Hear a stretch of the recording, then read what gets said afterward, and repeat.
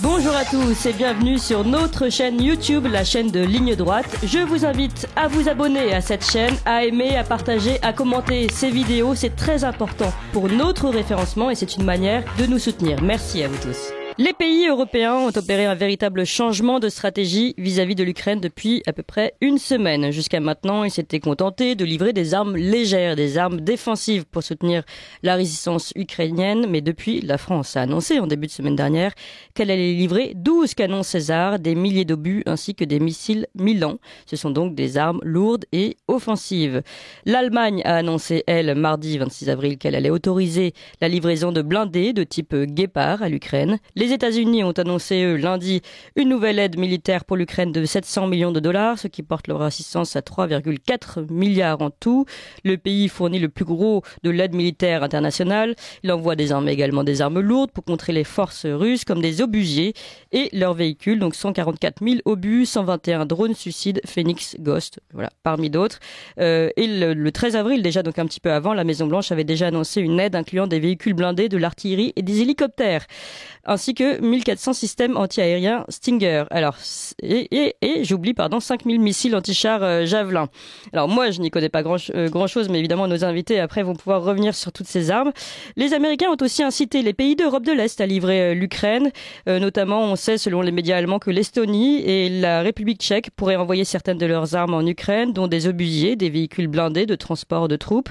La Slovénie discute en ce moment avec Berlin de l'envoi d'un grand nombre de ces chars d'assaut en contrepartie de chars allemands Marder.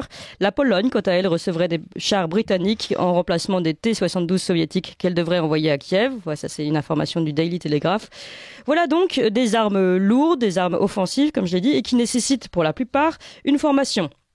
Or, selon l'Élysée, une quarantaine de militaires ukrainiens sont déjà en formation en France au maniement des canons César. Ça, c'est depuis samedi. Et puis, les guépards allemands, qui sont envoyés donc par l'Allemagne, sont dotés d'un système d'armes sophistiqué qui requiert, eux, une formation d'au moins plusieurs semaines, selon les spécialistes. Se pose donc cette question, la livraison d'armes lourdes qui nécessitent formation, voire accompagnement sur place en Ukraine, n'est-ce pas dès lors co-belligérance? Ne risquons-nous pas, de par ces livraisons d'armes lourdes techniques, nécessitant des formations, de finalement tomber dans une forme de co-belligérance et de fait dans une nouvelle guerre mondiale? C'est la question de cette table ronde. Et nous sommes pour cette table ronde avec le général Jean-Yves Lozier. Bonjour général. Bonjour. Vous êtes général 2e section et commandant les écoles, ancien général commandant les écoles et lycées de l'armée de terre, conférencier et essayiste et auteur de l'Europe contre l'Europe aux éditions de Lerne. Et puis nous sommes également avec Louis Dubreuil. Bonjour Louis Dubreuil.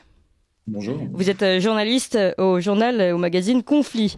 Alors, j'ai commencé par me tourner vers notre général pour cette table ronde. Est-ce que vous pouvez nous dire, général, déjà la définition habituelle de la co-belligérance?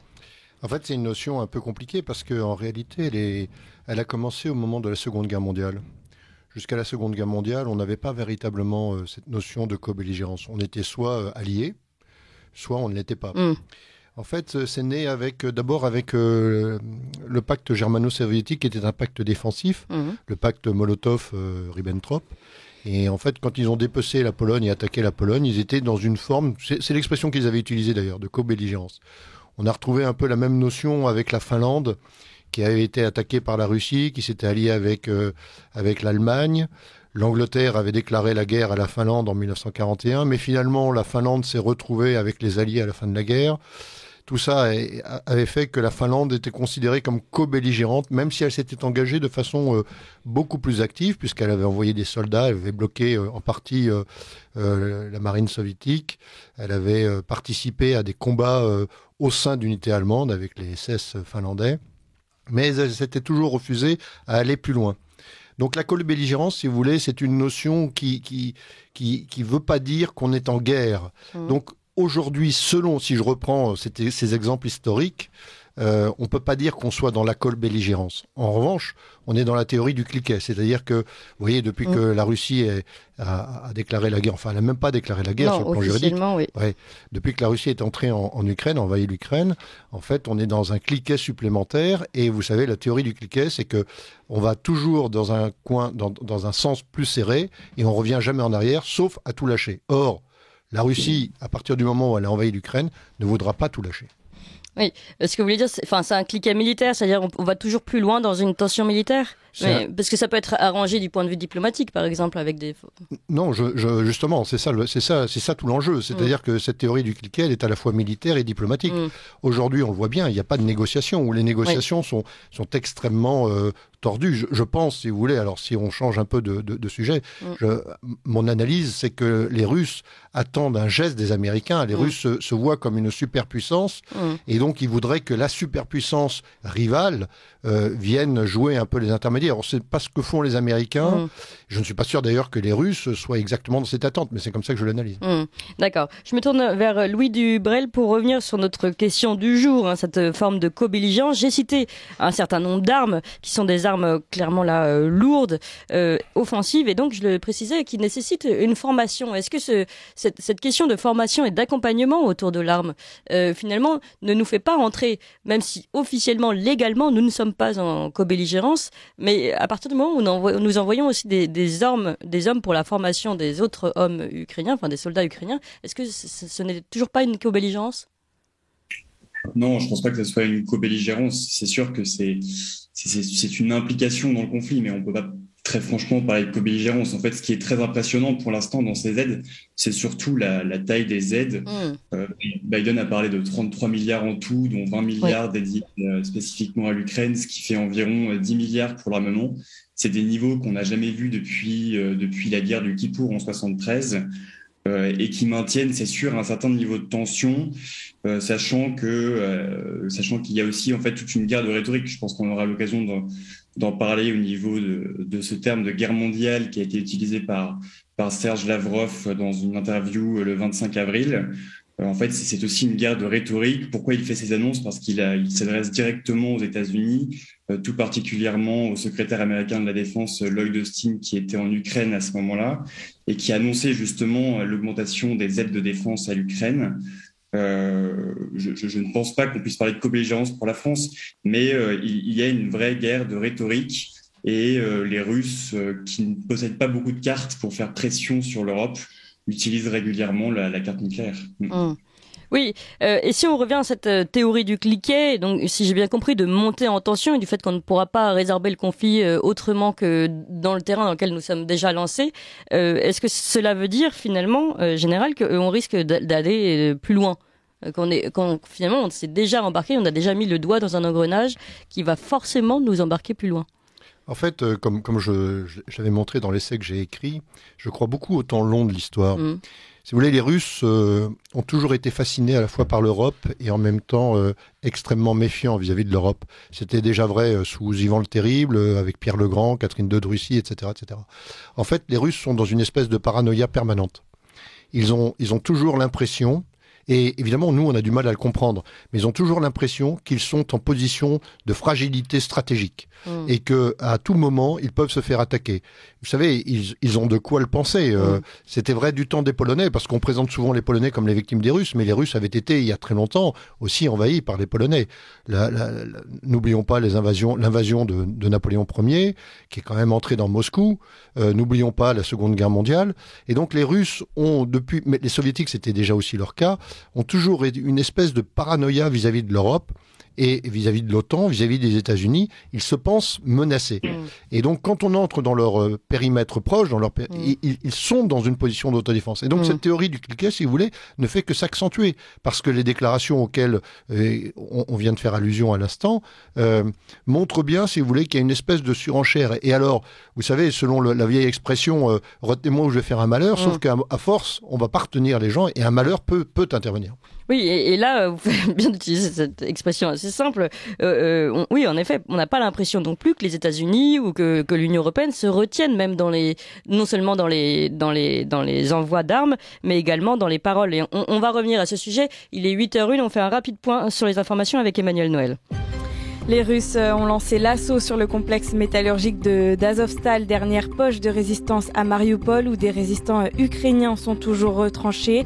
Une attaque empêchant la poursuite des évacuations dans cette ville du sud-est, alors même qu'Emmanuel Macron appelle son homologue russe au cessez-le-feu et à poursuivre ses évacuations après un appel de plus de 2 heures hier. C'est le premier depuis plus d'1 mois, mais si les deux dirigeants se parlent, ils ne s'entendent pas. Vladimir Poutine, de son côté, se dit prêt à ouvrir le dialogue avec Kiev, mais doute du sérieux de l'Ukraine dans la préparation des négociations et affirme que c'est à l'Occident d'arrêter de fournir des armes à l'Ukraine, à l'instar de la Grande-Bretagne qui augmente depuis hier son aide militaire.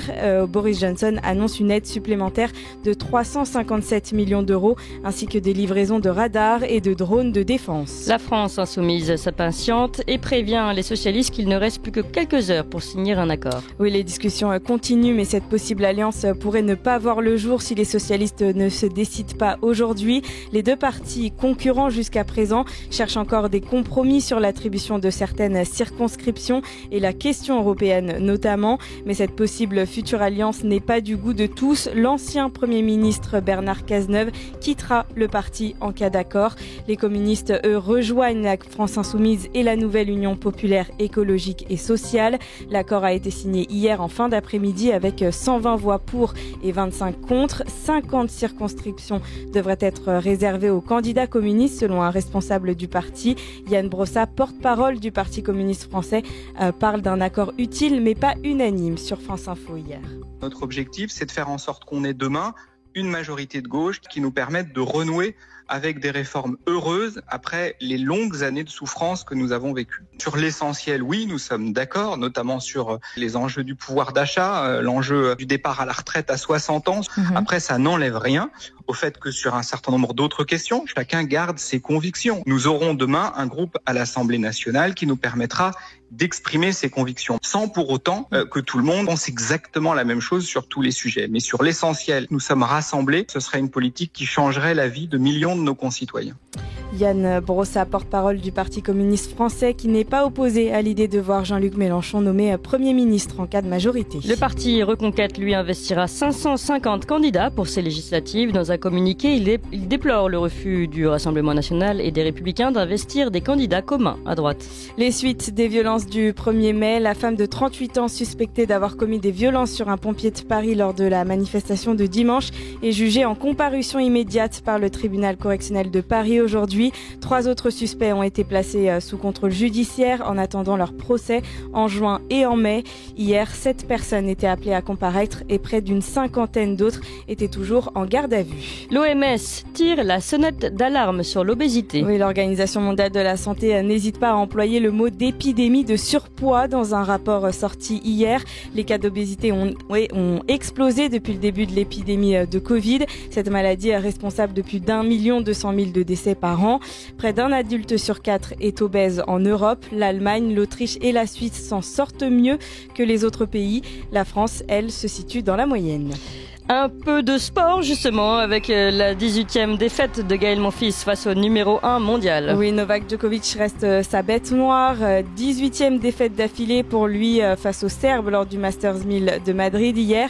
Le numéro 1 mondial s'impose lui 6-3, 6-2. Et on finit sur un point météo, Emmanuel. Et aujourd'hui, le temps est globalement sec et ensoleillé sur l'ensemble du territoire. Côté température, il fera 15 degrés sur la Bretagne et la Normandie, 16 sur les Hauts-de-France, 18 pour la région parisienne et jusqu'à 22 degrés sur l'Occitanie. Merci beaucoup, Emmanuel Noël. Et nous reprenons cette table ronde avec cette question de co-belligérance. Est-ce que la livraison d'armes lourdes, d'armes offensives nécessitant formation ne nous entraîne pas dans une forme de co-belligérance? Et jusqu'où allons-nous aller? C'est le sujet de cette table ronde que nous abordons avec Jean-Yves Lauzier et Louis Dubreuil. Ligne droite. Je suis pour, je suis contre, pour, contre. La table ronde. Et je rappelle donc Jean-Yves Lozier, général 2e section et auteur de L'Europe contre l'Europe aux éditions de Lerne, et Louis Dubreuil, journaliste à Conflit. Louis Dubreuil, je me tourne vers vous. On en était justement à cette question de surenchère. Jusqu'où pouvons-nous aller, nous, Français, et est-ce que nous ne devrions pas jouer le jeu de la diplomatie plutôt que d'une surenchère d'envoi d'armes ? Si, bien sûr, l'objectif je pense que ce qui est dans l'intérêt de la France aujourd'hui, c'est d'être ce qu'on appelle un honest broker, c'est-à-dire d'amener les deux belligérants à la table des négociations. Ce qui est très compliqué aujourd'hui, c'est qu'il n'y a pas de négociation qui est très concrètement matérialisée pour plusieurs raisons. D'abord parce que les Russes ont maintenant des objectifs militaires qui ne sont pas atteints, et tant qu'ils n'auront pas atteint certains objectifs militaires à présenter d'une part à leur population, et d'autre part tout simplement à leur appareil militaire qui a été humilié pendant l'acte 1 du conflit, il est très, très peu probable qu'ils s'assoient très sérieusement à la table des négociations. D'autre part, les massacres qu'on a constatés aux alentours de Kiev sont un traumatisme pour les Ukrainiens qui vont également ralentir le processus des négociations. Maintenant, la question qui se pose, c'est est-ce que effectivement monter le niveau de tension, notamment dans la rhétorique, est intelligent si on veut accélérer ce processus de négociation. Il est très clairement permis de douter que les déclarations du secrétaire américain à la Défense, Lloyd Austin, qui explique qu'il veut voir la Russie affaiblie à un tel degré qu'elle ne soit plus capable d'attaquer l'un de ses voisins, soit utile. Enfin, c'est certain que ça ressemble quand même à agiter un chiffon rouge en face des yeux du taureau, expliquer qu'effectivement ces intérêts vitaux sont clairement menacés. Et comme l'expliquait très bien le général Lozier tout à l'heure, c'est une vraie paranoïa côté russe. Poutine en parle au moins depuis 2017 et la conférence de sécurité de Munich. Il estime que ses intérêts vitaux, alors qui est un terme assez vague, sont directement menacés.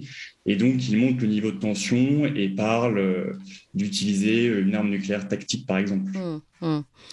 Général, concernant encore une fois ces armes, est-ce que vous pensez que là c'est plus stratégique? Est-ce que c'est pertinent de la part de la France? Les Américains aussi, j'ai cité quelques armes, les missiles anti-char Javelin, ça c'est du côté des Américains, les hélicoptères, l'artillerie, les véhicules blindés, puis nous surtout nos 12 canons César, nos missiles Milan. Est-ce que cet envoi d'armes va vraiment jouer stratégiquement pour l'Ukraine?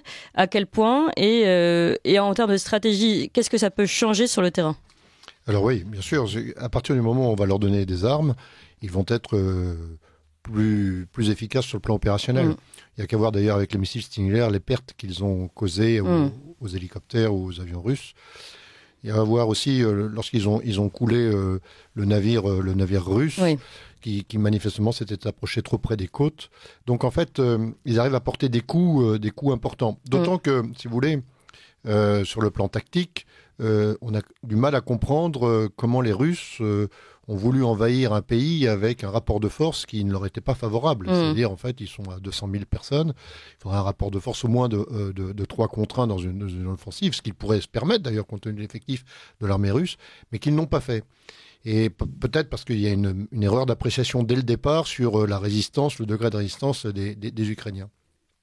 Je pense qu'effectivement, les armes qu'on va livrer sont de nature à, non pas à équilibrer, mais en tout cas à retarder la victoire russe, si celle-ci doit intervenir, parce que finalement, elle prend beaucoup plus de temps que ce que Vladimir Poutine avait sans doute estimé au départ. Et l'envoi d'hommes, de formateurs, on va dire, sur le terrain, où, bon, là, en France, pour le moment, officiellement, ça se passe en France.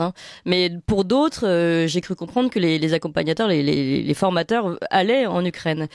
Ça a deux impacts. Évidemment, le fait de la présence de ces pays sur le terrain ukrainien, et puis celui de la présence d'hommes très formés de guerre qui sont sur place et qui peuvent aussi aider stratégiquement l'Ukraine. Alors ça, c'est la vraie question. C'est-à-dire que la formation et l'entraînement sont les clés indispensables pour une réussite et une efficacité opérationnelle sur le terrain. Vous pouvez fournir des milliers d'armes, mais si vous avez des personnes qui ne savent pas s'en servir, ça n'offre aucun intérêt. C'est pour ça d'ailleurs que les Polonais veulent donner leur T-72, parce que ce sont des blindés soviétiques que les Ukrainiens connaissent. Oui. Mais pour autant, si vous voulez, vous ne transformez pas, vous n'arrivez pas à développer une capacité opérationnelle en moins de plusieurs années. Alors, pour la maîtriser complètement. Pour supprimer une capacité opérationnelle, il suffit d'un trait de plume. On l'a bien vu dans l'armée française. On a supprimé plusieurs capacités opérationnelles, surtout dans les autres armées européennes. Nous, on a essayé de garder l'éventail complet de nos capacités opérationnelles, même si elles étaient parfois échantillonnaires, justement parce qu'on ne voulait pas perdre des savoir-faire dont on savait qu'il faudrait des années pour les retrouver. Et si vous voulez, si on donne des milliers d'armes, mais que les Ukrainiens sont incapables de les servir, ou en nombre, finalement, c'est un cadeau empoisonné qu'on leur fait. Oui. Et en plus, c'est un signal extrêmement mauvais qu'on donne à l'ensemble de la planète, à mon sens. Je rentre d'Afrique, si vous voulez, dans les pays africains, on a une vision très, très européocentrée, c'est normal pour nous, mais les pays d'Afrique et la plupart des pays du monde ne sont pas si hostiles que ça aux Russes. C'est tout le paradoxe. C'est pas qu'ils soient favorables, mais d'abord, c'est qu'ils s'intéressent pas beaucoup à ce qui se passe en Ukraine, et puis, dans un deuxième temps, je pense qu'ils sont très opposés à cette politique américaine qui est ressentie comme une politique de va-t-en-guerre. D'ailleurs, je note que les Américains se retrouvent sur le plan de la production et de la vente de leur pétrole, de leur gaz, etc., évidemment, plutôt en bonne position. La vente du GNL. Je voudrais juste revenir plus précisément sur cette question que je vous ai posée concernant les armes livrées, notamment, prenons ces canons César ou d'autres armes américaines, avec ce besoin de formation. Je pense que dans la formation, vraiment, je n'y connais pas grand-chose, mais vous allez me dire, il y a la formation pratico-pratique, le maniement de l'arme pur. Mais j'imagine qu'avec ces armes vient toujours une part de stratégie aussi. Comment on utilise l'arme, à quel moment, et ça, c'est aussi finalement une formation que va apporter l'homme de guerre, le formateur. Et là, finalement, pour moi, c'est peut-être pas la notion de co-belligérance, mais on arrive vraiment à une aide stratégique en plus d'une aide de l'arme technique. En fait, si vous voulez, évidemment, quand on parle d'armes, on a l'impression on donne un objet, et avec cet objet, on fait la guerre. Or, en fait, ça ne marche pas comme ça. Ce sont des systèmes d'armes. C'est-à-dire que toutes ces armes se combinent entre elles. Et non seulement elles se combinent, mais elles dépendent les unes des autres pour leur capacité opérationnelle. Et donc, cela demande à la fois de développer la maîtrise du savoir-faire individuel, mais aussi la maîtrise du savoir-faire collectif. Et alors là, c'est beaucoup plus long. Et si vous voulez, plus vous allez donner des armes à des gens qui ne savent pas vraiment s'en servir, et plus paradoxalement, ça va être un cadeau empoisonné.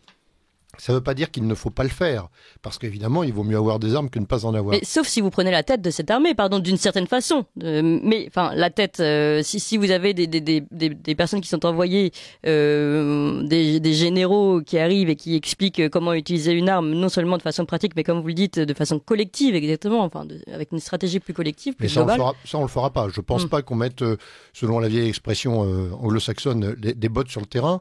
On le fera peut-être, mais de façon extrêmement discrète. Si vous voulez, parce que là, on passerait non plus d'une espèce de co-belligérance dont on a bien vu qu'il est très difficile de cerner le contour juridique à un engagement, alors là, pour le coup, direct. Et les Russes ont bien mis une espèce de ligne rouge, parce que, à mon avis, dès lors que des soldats européens ou des soldats américains viendraient sur le terrain, à ce moment-là, on franchirait encore, alors là, une étape bien supérieure. D'accord. Louis Dubreuil, je me retourne vers vous concernant cette notion d'entraînement sur place, d'accompagnement individuel, d'accompagnement collectif, puisque, comme l'expliquait le général Lauzier, finalement, une arme pareille comme le canon César demande un accompagnement collectif. Quelle est la nuance pour dire que là, nous ne sommes pas, quand même pas, il n'y a pas encore de bottes sur le terrain? Écoutez, je suis pas sûr de très bien comprendre votre question, mais ce qui est certain, c'est que dans tous les cas, l'aide apportée par la France reste assez limitée. Je pense que s'il y a quelque chose qui caractérise la France aujourd'hui sur la scène occidentale, c'est sa discrétion, c'est le fait que Macron continue à discuter avec Poutine, et malgré tout, ces quelques canons César vont pas changer le cours de la guerre. En revanche, l'aide américaine est conséquente et comme le disait le général Lauzier, la plupart des matériels qu'on donne pour l'instant à l'armée ukrainienne représentent du matériel qu'elle sait utiliser. Après, pour la question de la formation, je pense qu'il ne faut pas sous-estimer non plus l'armée ukrainienne. C'est ce qu'a fait l'armée russe au début février. C'est une armée qui est bien entraînée, c'est une armée bien équipée. Elle est en guerre depuis 2014, elle connaît son terrain et probablement que la grande nouveauté de la guerre depuis maintenant quelques semaines, c'est qu'on rentre petit à petit dans une guerre qui ressemble à une guerre symétrique. C'est-à-dire que alors qu'au début de la guerre, il n'y avait pas photo, il y avait un fossé immense entre l'armée ukrainienne et l'armée russe, c'était un peu David contre Goliath. Personne n'avait le moindre doute sur le fait que l'armée russe allait gagner, alors peut-être pour un certain temps, mais qu'elle allait de toute façon gagner. Aujourd'hui, on remet cette éventualité en doute et l'armée russe avance très lentement sur le front du Donbass. Donc oui, effectivement, il y a cette question de la formation pour des matériels que l'armée ukrainienne ne saurait pas utiliser, mais à mon avis, c'est une question marginale. Et ce qu'il faut regarder aujourd'hui, c'est les avancées décisives de part et d'autre. Donc vous, par exemple, vous ne vous poseriez pas la question d'une forme de cadeau empoisonné de certaines armes qui demandent un tel savoir-faire que finalement ça ne peut qu'alourdir l'armée ukrainienne aujourd'hui, par exemple? Si, bien sûr que c'est une question, mais en tout cas pour ce qui concerne la France, puisque c'est ça qu'on regarde, c'est une aide assez limitée, si vous voulez. Donc c'est pas la douzaine de canons César qu'on leur a envoyés qui va changer le cours de la guerre. D'accord.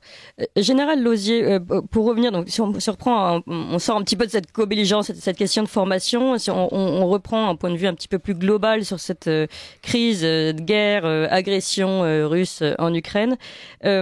Aujourd'hui, c'est vrai que la France fait partie des rares, encore hier, à dialoguer avec la Russie. Est-ce que le positionnement de la France ne serait pas justement de continuer et d'aller plus loin dans ce dialogue pour jouer ce rôle de forme d'arbitre? J'imagine qu'il y a un terme en effet plus adapté, mais voilà, de dialogue entre l'Ukraine et la Russie. Oui, avant de répondre à votre question, je voudrais revenir sur ce que disait Louis Dubreuil. Il a tout à fait raison, c'est-à-dire que la dizaine de canons César qu'on m'a donné ne va rien changer, pour une raison bien simple. Pour vous donner une idée, lorsque nous sommes entrés dans la première guerre du Golfe, nos régiments d'artillerie étaient équipés de 18 pièces. À l'époque, c'était des 155, canons de 155 TRF1, et on les avait montés à 24, c'est-à-dire on a augmenté de 30%. Et les Américains, quand ils ont donné la mission de flanc-garde à la division Daguet, ont trouvé qu'on était un peu sous-équipés sur le plan des pièces d'artillerie, alors que nous, on pensait qu'on avait fait un effort considérable. Et ils nous ont renforcés, on est passé de 24 canons à 105 canons, vous voyez. Et donc, on voit bien la différence. Donc, quand on va donner 11-12 canons... Puis dans les mêmes ordres de grandeur. Voilà, si vous voulez. Et les Russes ont pour ça la même pratique que les Américains, c'est-à-dire que les appuis d'artillerie sont massifs. Donc, si vous voulez, je suis tout à fait d'accord avec ce que dit Louis Dubreuil sur cette affaire. Ça ne va pas changer la phase de la guerre. Oui, alors si on considère seulement les armes françaises, puisque si on élargit qu'en effet on considère toutes les armes qui sont envoyées, notamment par les Allemands et les Américains, c'est quand même autre chose. Mais d'ailleurs, juste une question, si on revient là-dessus, concernant le stock français, est-ce que quand on envoie ces armes et ces canons, est-ce qu'on tire sur le stock forcément, donc si nous entrons en guerre, nous aurons ce stock en moins pour nous. Oui, mais d'ailleurs, on est pour ça, nous sommes, si vous voulez, dans une espèce de flux tendu avec toutes les coupes budgétaires qui ont eu lieu au cours des 40 dernières années. On sait très bien que l'armée française, qui a encore une fois le spectre complet de toutes les capacités opérationnelles, mais pour certaines très échantillonnaires. Nous sommes les seuls d'ailleurs en Europe à avoir l'ensemble du spectre. Mais quand je vois que les Allemands vont mettre 100 milliards d'euros sur la table pour leur armée, et ils vont le faire comme savent le faire les Allemands, c'est-à-dire qu'ils vont transformer leur armée, qui pour l'instant n'est pas très opérationnelle, en une armée sans doute très très opérationnelle, sachant que le budget de la France, lui, est de 40 milliards. Vous voyez, on voit la différence. Bien sûr. Pour revenir à la question que vous posiez sur le rôle de la France, il est très compliqué. Il est très compliqué parce que la France, depuis maintenant des années, c'est pas seulement le président Macron, mais c'était vrai aussi avec son prédécesseur et encore plus avec le président Sarkozy, on est totalement aligné sur les Américains. Et donc du coup, même si la France a une voix un peu différente, même si la France réussit à encore entretenir une relation avec le président russe, et il n'en demeure pas moins que, compte tenu de la paranoïa que j'évoquais précédemment, le président Poutine voit le président Macron comme une espèce de satellite des Américains. Et l'Union européenne, de ce point de vue-là, ne se comporte pas différemment, avec d'ailleurs des déclarations de sa présidente qui dépassaient très largement son champ de compétences. Et du coup, il est très difficile, si vous voulez, de pouvoir jouer des intermédiaires et un facilitateur dès lors que vous êtes ou que vous donnez l'impression d'avoir choisi votre camp. Or, la France, même si elle le fait avec mesure, si elle le fait avec raison, comme le disait très bien Louis Dubreuil, il en demeure pas moins qu'elle a donné quand même l'impression, ou elle donne l'impression qu'elle est plutôt avec les Américains et forcément donc avec l'Union européenne. Oui, mais c'est intéressant cette notion de donner l'impression, puisque finalement, en diplomatie, il y a aussi ce jeu-là de donner l'impression et l'envoi d'armes, même si c'est très peu, en tout cas ça ne peut pas changer radicalement la donnée militaire sur place, sur le terrain. Malgré tout, l'image est celle d'un accompagnateur de cette crise et donc d'un alignement, comme vous le dites, avec les Américains. Louis Dubreuil, à ce sujet, sur l'image renvoyée par la France de sa politique internationale. Oui, c'est un sujet compliqué parce que malgré tout, l'Ukraine est un pays ami et nous sommes l'allié des Américains et c'est important pour notre diplomatie. Maintenant, ce qui est important, c'est d'avoir cette position d'honnête broker, de celui qui amène à la table des négociations et surtout de se poser la question, et je pense que peu de gens se la posent honnêtement, qu'est-ce qui est dans l'intérêt de l'Europe, dans l'intérêt du maintien de l'indépendance française sur la scène européenne et internationale? Qu'est-ce que c'est qu'une paix acceptable pour tous, c'est-à-dire aussi quelle porte de sortie honorable pour l'agresseur, à savoir Vladimir Poutine. Cette question est compliquée et je trouve qu'elle est d'autant plus compliquée depuis que les Américains ont changé de rhétorique, c'est-à-dire qu'ils ne parlent plus de défense de l'Ukraine, mais ils parlent d'affaiblir les armées russes. Et on se pose la question, c'est-à-dire qu'est-ce qu'ils comptent faire? Est-ce que le but finalement est de rétablir la paix en Ukraine? Ou est-ce que le but est d'affaiblir la Russie jusqu'au dernier Ukrainien, c'est-à-dire jusqu'à la destruction complète de l'Ukraine s'il le faut? Je ne pense pas que la destruction complète de l'Ukraine ou qu'une hécatombe sanglante en Ukraine au terme d'une guerre longue soit dans l'intérêt de l'Europe, ni de précipiter la Russie dans les bras de la Chine, comme on est en train de le faire aujourd'hui, qui est à mon avis une vraie catastrophe géopolitique et stratégique pour nous. Donc la question, c'est comment on maintient cette alliance américaine et cette amitié avec l'Ukraine qui sont fondamentales pour la défense de nos valeurs sur la scène internationale. Et en même temps, comment on se positionne comme un honnête broker qui amène les deux belligérants à la table des négociations. C'est un sujet compliqué aujourd'hui, sachant qu'à mon avis, on est encore au début de la guerre. C'est une guerre longue. On vient de rentrer tout juste dans l'acte 2 autour du Donbass, et probablement d'une zone un peu plus vaste qui va jusqu'à la Transnistrie. Il va encore falloir attendre un peu, je pense, avant qu'on puisse parler de négociations sérieuses. D'accord. Et puisque vous posez cette question, comment être à la fois dans le soutien de l'Ukraine, ce qui est fondamental à nos valeurs, comme vous dites, et avoir cette position d'honnête broker, pour reprendre la bonne expression, celle que vous utilisez. Est-ce que vous considérez aujourd'hui, pour finir l'un et l'autre, que la France, finalement, ne joue pas trop mal cette partie-là? Je reste avec vous pour le moment, Louis Dubreuil.